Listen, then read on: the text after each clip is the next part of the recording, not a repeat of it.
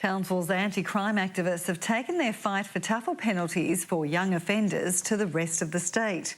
Locals questioned the Attorney-General in a live television debate last night, calling for urgent action to end the attacks.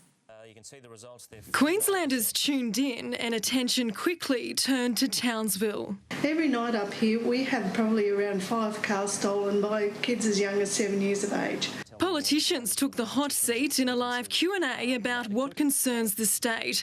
A staggering 81% of the viewer vote think Queensland courts are too lenient.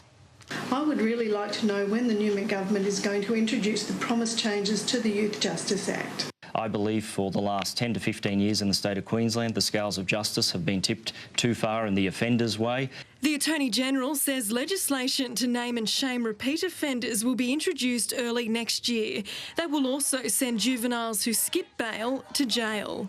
In the past 18 months, I've introduced some 35 bills into Parliament. A lot of them are, in fact, putting increased sentences and penalties on offenders. I'm happy with the timing, but I'm not happy with the actual response because I think the naming and shaming is a waste. I think that will be a badge of honour for some of these kids. Questioner Debbie Curnow feels the reforms don't go far enough. Incarceration for a period of time for a second or third offence. Locals have promised to keep the pressure on. This video detailing juvenile crime over the past 2 years was sent to the AG this morning.